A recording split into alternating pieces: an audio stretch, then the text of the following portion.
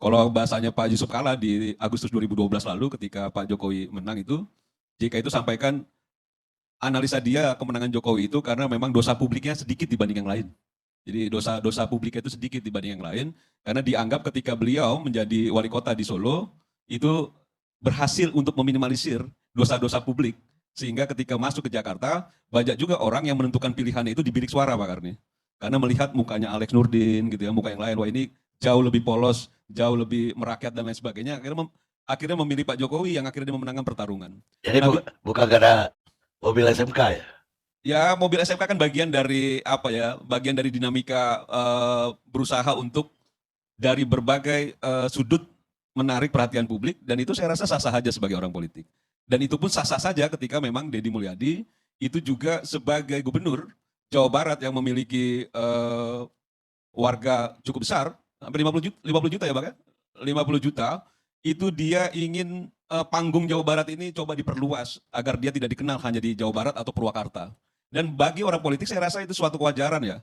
Ketika seorang gubernur, atau kita juga tahu latar belakangnya Deddy Mulyadi itu adalah latar belakang aktivis HMI, yang dia juga sudah melalang buana di dunia politik, sehingga ketika mendapatkan kekuasaan sebagai gubernur Jawa Barat, dia ingin memainkan perannya sebagai orang politik. Dan ini sedang dia lakukan. Jadi peran secara orang politik dilakukan semaksimal mungkin oleh Deddy Mulyadi, yang kadang-kadang memang akhirnya itu berdampak pada hubungan antara eksekutif legislatif yang sekarang ini juga akhirnya bersinggungan. Dan secara politis, ya wajar aja ketika memang Deddy Mulyadi melihat ini kan tokoh yang dianggap kontroversi ya. Dari Deddy Mulyadi itu menjadi bupati di Purwakarta, Pak Karni, sehingga saya memang ada beberapa kebijakan juga yang kontroversi. Nah mungkin juga menurut saya, Deddy Mulyadi merasa bahwa dengan berbagai kebijakan yang kontroversi, itu juga bisa juga menstimulus engagement gitu ya, sebagai dia YouTuber dan lain sebagainya, yang itu kita lihat juga bagian dari dunianya Deddy Mulyadi, sebelum dia juga menjadi gubernur Jawa Barat saat ini. Jadi memang ada beberapa hal yang akhirnya menyatu di dirinya Deddy Mulyadi, terkait dengan bahwa dia sebagai orang politik menjabat sebagai gubernur Jawa Barat, yang masyarakatnya 50 juta lebih penduduknya gitu, dan juga memang dia sebagai orang yang selama ini memainkan peran media sosial melalui YouTube dan timnya, itu yang sekarang juga dimaksimalkan. Jadi kalau misalnya disampaikan oleh Deddy Mulyadi, dibanding kita mengeluarkan anggaran besar untuk mensosialisasikan program-programnya, jauh lebih baik dia menggaji timnya, mengkrit timnya dengan baik untuk selalu memberikan visualisasi agar masyarakat tahu apa yang dilakukan Deddy Mulyadi. Nah ini kan menjadi menarik begini, karena pasti banyak orang berpikir bahwa Deddy Mulyadi mulai colong star untuk masuk gelanggang politik nasional. Nah kalau menurut saya, Deddy Mulyadi melakukan hal-hal yang menurut sebagian orang juga itu baik, itu juga ingin juga dia naik, stratanya naik Pak Karni. Jadi kalau masih kelasnya lokal, selama ini Purwakarta, Jawa Barat, kan dia juga mau tuh masuk ke kelas tokoh politik nasional yang juga diperbincangkan, seperti misalnya Sandiaga Uno diperbincangkan, dia bisa juga masuk sebagai RI1, RI2, Erick Thohir, Ridwan Kamil dahulu segala macam. Nah sekarang ini kan kayaknya tinggal satu langkah lagi nih, Deddy Mulyadi masuk gelanggang itu. Dan dia akan merebut panggung gelanggang politik nasional itu dengan apa yang dilakukan sekarang. Jadi kalau misalnya sekarang tidak hanya orang Jawa Barat yang bicara soal Deddy Mulyadi, dengan kebijakan kontroversinya dalam tanda kutip, sekarang orang Sumatera Barat sudah mulai bicara soal Deddy Mulyadi. Sekarang orang Sulawesi sudah mulai bicara soal Deddy Mulyadi. Orang Kalimantan dan lain sebagainya sudah bicara soal Deddy Mulyadi. Sehingga tingkatan popularitas Deddy Mulyadi akan merangkak naik. Dan secara politik itu saya anggap wajar-wajar saja. Siapapun yang berada dalam posisi politik seperti Deddy Mulyadi tentu akan menggunakan semua daya yang bisa diupayakan untuk bisa menarik perhatian publik, dan juga coba untuk masuk kepada bagaimana publik bisa simpati dan melihat publik kita. Menurut saya ya, dari zaman ke zaman selalu publik kita itu senang dengan sesuatu yang cukup fenomenal. Jadi kalau orang tidak berpikir ini siswa-siswa yang nakal ini dimasukkan ke barak sama dia. Mungkin saya juga waktu sekolah dulu bisa masuk ke barak berkali-kali, saya saking nakalnya gitu ya. Cuman memang itulah karakter yang memang dimiliki oleh Deddy Mulyadi, yang mungkin juga tidak dimiliki oleh tokoh politik lainnya. Nah bahwa memang akhirnya ini menjadi polemik, ada yang KPAI misalnya menyampaikan bahwa ini sebenarnya apa yang dilakukan oleh Deddy Mulyadi hanya sifatnya sementara untuk membangun karakter siswa-siswa nakal. Itu soal lain. Bahwa misalnya ada juga soal dinamika antara DPRD Jawa Barat dengan gubernurnya, itu soal lain. Tapi bahwa memang ada upaya Deddy Mulyadi untuk menaikkan strata politik dia sebagai tokoh politik nasional, ini yang rasa-rasanya bukan bahwa memang Pilpres di 2029 masih terlalu jauh. mungkin Deddy Mulyadi tidak berpikir Pilpres 2029, tapi bahwa dia ingin melihat publik Indonesia atau rakyat Indonesia melihat bahwa dia sudah layak masuk dalam jajaran yang diperhitungkan menjadi pimpinan nasional ke depan. Entah 2029, entah 2034, entah tidak jadi sama sekali, tapi bahwa Deddy Mulyadi berhasil mengkrit jabatan dia sebagai Gubernur Jawa Barat sebagai yang untuk menstimulus dukungan publik sehingga dia bisa dikategorikan masuk dalam tataran tokoh politik nasional. Saya rasa itu dilakukan oleh Deddy Mulyadi dengan sangat baik pada sekarang ini. Dan orang terkaget-kaget ya karena belum sampai setahun mungkin Deddy Mulyadi menjabat sebagai Gubernur Jawa Barat, sudah banyak sekali yang dilakukan yang dianggap kontroversi. Sampai dia dianggap bahwa mengikuti jejaknya Mulyono, misalnya jejaknya Pak Jokowi. Itu coba untuk masuk gorong-gorong dan lain sebagainya. Dan menurut saya selama itu memang masih digemari oleh masyarakat kita yang cenderung memang secara psikologis masyarakat kita itu senang sekali ya dengan sesuatu yang terlihat keren, terlihat bahwa berani, terlihat cepat, satset dan lain sebagainya, yang itu sekarang tergambar dari Deddy Mulyadi. Jadi kalau misalnya dia melihat ada sesuatu yang janggal, sesuatu yang kurang, eksekusi dan lain sebagainya. Bahkan konon katanya memang seringkali juga melangkahi teman-teman di legislatif, termasuk soal APBD dan lain sebagainya. Bukan berarti juga dia coba untuk merebut politik nasional dalam waktu dekat, misalnya 2029, tapi dia coba untuk mengupgrade dirinya secara politik, yang saya rasa sebagai orang politik itu sangat wajar dilakukan. Mungkin saya pun, kalaupun jadi Deddy Mulyadi, saya akan mengerahkan juga potensi yang ada, sehingga publik pun tidak sekarang ini kan, jangan-jangan kalau sekarang itu terkenal dengan Bapak Aing, kan gitu ya, Bapak Aing itu. Jangan-jangan nanti orang Padang juga ngomong Bapak Aing juga nih. Oh ini Bapak Aing kan gitu loh. Atau jangan-jangan orang di Kalimantan Bapak Aing gitu loh. Sekarang ini memang Kang Deddy itu bukan cuma fenomenal, tapi dia juga menjadi sangat populer.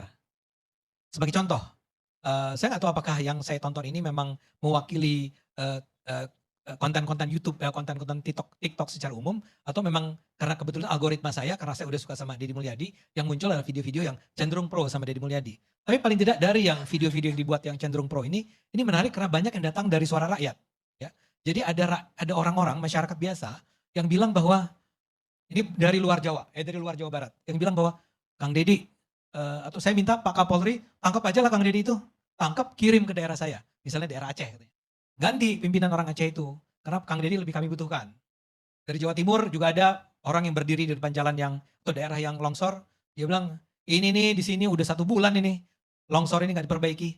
Saya minta Kang Deddy ke sini deh, karena saya yakin kalau Kang Deddy ke sini, longsor ini segera dibereskan. Begitu juga ada yang minta agar, bahkan Ibu Hovifah yang saya juga hormati, itu dikatakan diganti aja lah sama Kang Deddy. Bu Hovifah ini terlalu banyak berpantun, ya. Dan itu cuplikan Bu Hovifah lagi pantun, gitu ya.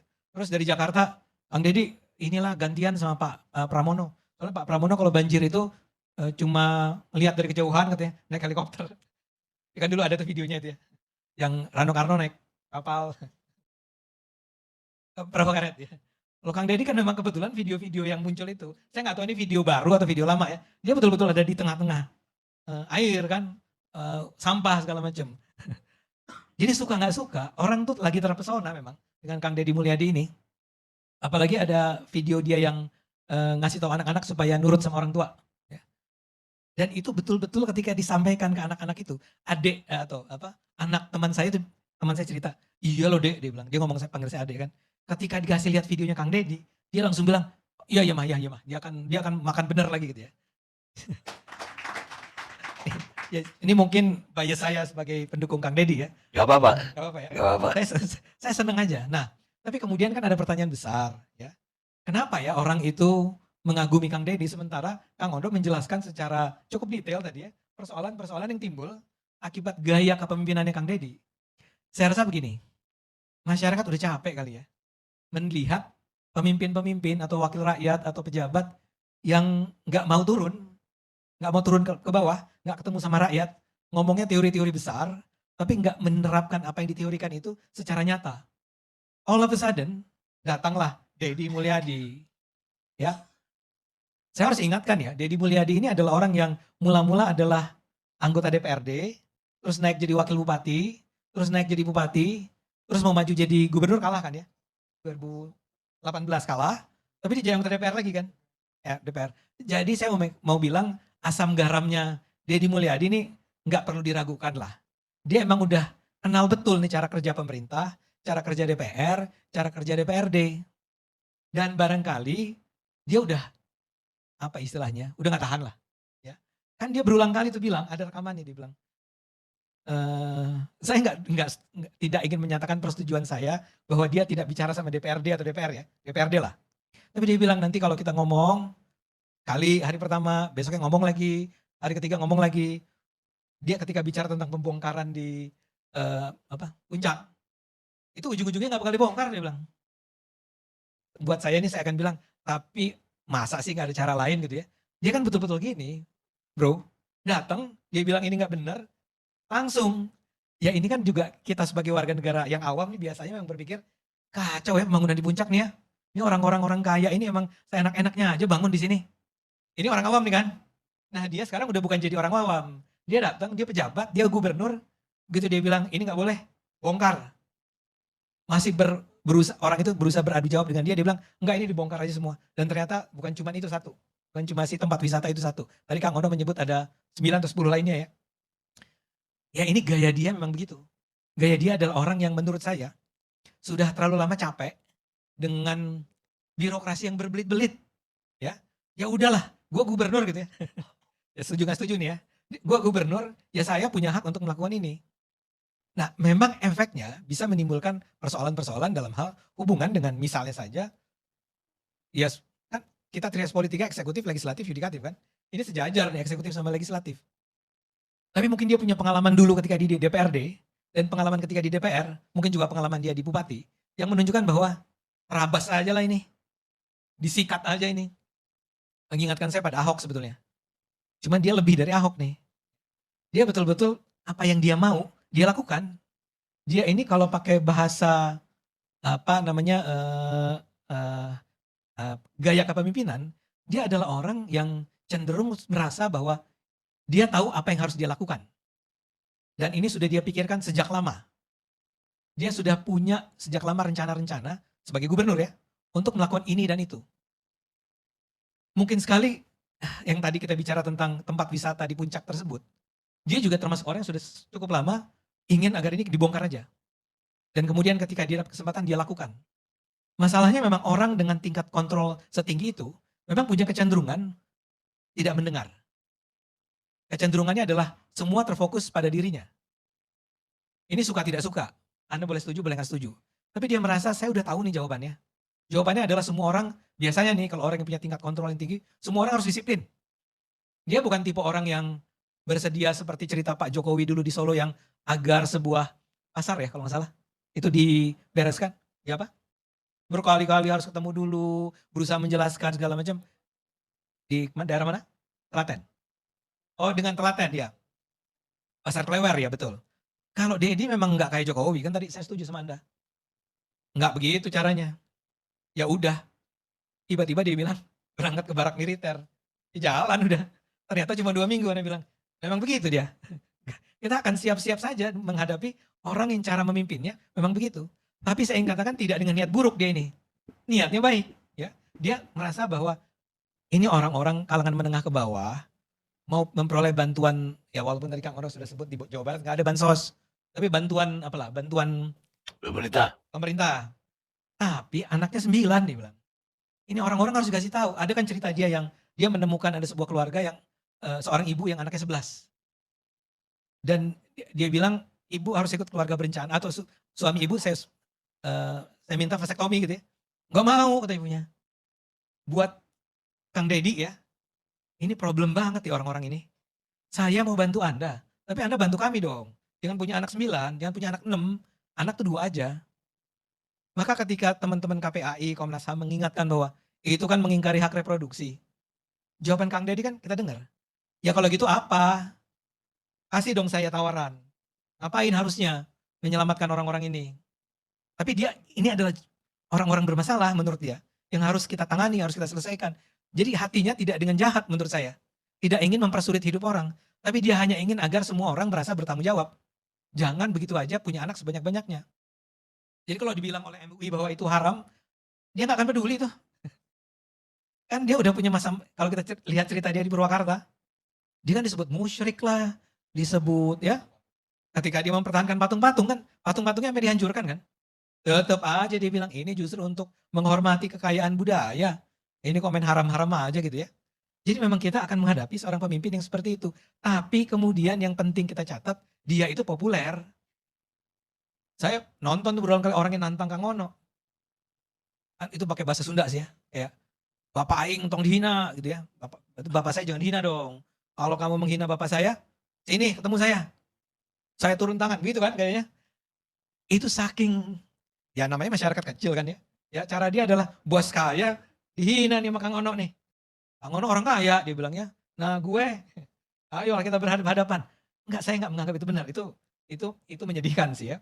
Tapi saya mau bilang bahwa itu ekspresi kemarahan orang ketika si Kang Dedinya itu diserang. Mereka marah. Mereka merasa orang ini udah mengabdikan dirinya buat kita semua. Dia menangnya pas pemilu berapa kemarin? 60-an kan? 68% kan? Jadi kuat banget kan suaranya.